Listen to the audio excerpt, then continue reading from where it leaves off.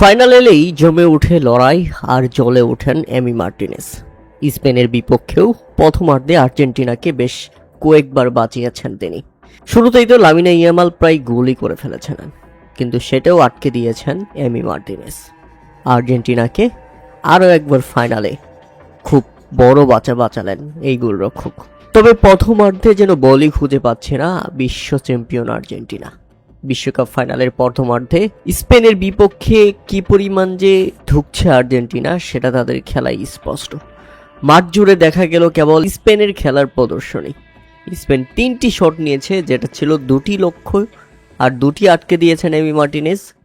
আর্জেন্টিনার দখলে ছিল মাত্র 35% বল, আর স্পেনের দখলে 65%। আর্জেন্টিনা অবশ্য খেলেই দ্বিতীয়ার্ধে। এখন দেখার বিষয়, বা দেখা যাক মেসিরা দ্বিতীয়ার্ধে কেমন খেলে। প্রিয় দর্শক, আমার মনে হয় মাঠে 2টা বল নিয়ে খেলা উচিত, কারণ একটা বল নিয়ে তো খেলছে স্পেন, বল তো পাচ্ছেই না আর্জেন্টিনা। তবে এই ম্যাচে প্লেয়ারদের শারীরিক ভাষা খুব ডেঞ্জারাস। বিশেষ করে লিওনেল মেসিকে যেভাবে অ্যাটাক করতে শুরু করেছে স্পেনের ফুটবলাররা, তাতে বোঝাই যাচ্ছে এই ম্যাচে বড় কিছু হলেও হতে পারে। শুধু স্পেনের ফুটবলাররা নয়, আর্জেন্টিনার ফুটবলাররাও কম নয়। একের পর এক ফাউল আর হলুদ কার্ড খেতে ব্যস্ত তারা। ফাইনালে আমরা ফুটবল প্রদর্শনী কম, ধাক্কাধাক্কি বেশি দেখতে পাচ্ছি। এরপর দ্বিতীয়ার্ধে আরও বাজে খেলে আর্জেন্টিনা। পুরো দলটা মিলে যেন স্পেনের বিপক্ষে ডিফেন্স করতে ব্যর্থ। কেননা স্পেন একের পর এক অ্যাটাক করছে আর অন টার্গেটে একের পর এক শট, আর সবগুলোই যেন এক প্রান্ত থেকে আটকে দিচ্ছে এমিলিয়ানো মার্টিনেজ। আমার কাছে মনে হয়েছে স্পেন ভার্সেস আর্জেন্টিনা নয়, স্পেন ভার্সেস এমিলিয়ানো মার্টিনেজের খেলা দেখছি আমরা। হ্যাঁ, একদিকে পুরো স্পেন, অপর দিকে শুধু আর্জেন্টিনার গোলরক্ষক। দ্বিতীয়ার্ধে আরও বিধ্বংসী ছিল স্পেন। আর্জেন্টিনার গোল পোস্টে তারা আরও 12টি শট রেখেছিল, যার মধ্যে আরও 7টি ছিল অন টার্গেট, আর সবগুলি আটকে দিয়েছেন এমিলিয়ানো মার্টিনেজ।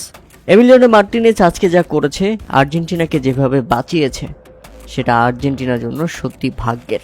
না হলে অন্তত এক হালি গোল করে বসতো স্পেন। এরপর ম্যাচের 90 মিনিটের খেলা শেষ হলে যোগ করার সময়ের 3 মিনিটের মাথায় লাল কার্ড দেখে 10 জনের হয়ে পড়ে আর্জেন্টিনা। স্পেনের পাউকুরাসিকে ফাউল করে যোগ করার সময়ের 3য় মিনিটে লাল কার্ড দেখে মাঠ ছাড়েন এনজো ফার্নান্দেজ। তাদের 10 জনের হয়ে পড়ে আর্জেন্টিনা। এমনিতেই তাদের অবস্থা নাজেহাল, তার উপর আবার একজন কমে গেল।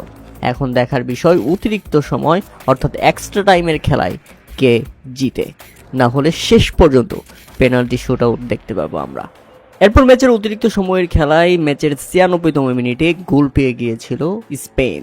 তবে আর্জেন্টিনার জালে বল পাঠানোর সাথে সাথেই উদযাপনও করতে পারেনি স্পেন। তার আগে এই গোলটি বাতিল করে দেন রেফারি, কারণ গোলের আগে স্পেনের মিডফিল্ডার মিকেল মেরিনো আর্জেন্টিনার গোলরক্ষক এমিলিয়ানো মার্টিনেজের উপর ব্যাপকভাবে ফাউল করেছেন বলে সিদ্ধান্ত দেওয়া হয়েছে।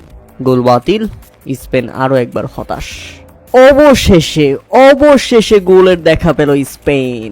শেষ রক্ষা হলো না এমিলিয়ানো মার্টিনেজ, শেষ রক্ষা হলো না লিওনেল মেসি, শেষ রক্ষা হলো না আর্জেন্টিনার। আর কত বাঁচাবেন আর্জেন্টিনাকে এমিলিয়ানো মার্টিনেজ? শেষ পর্যন্ত পরাজয় বরণ করে নিতেই হচ্ছে তাহলে আর্জেন্টিনাকে। ফেরান তোরেসের দুর্দান্ত গোল ছিল। ম্যাচের 106তম মিনিটে তোরেসের দারুণ এক শট থেকে এগিয়ে যায় স্পেন। নিকো উইলিয়ামসের করা অ্যাসিস্ট থেকে গোলটি করেছেন তোরেস, আর তাতে বিশ্ব চ্যাম্পিয়নদের রুখে দিয়ে দ্বিতীয়বারের মতো চ্যাম্পিয়ন স্পেন।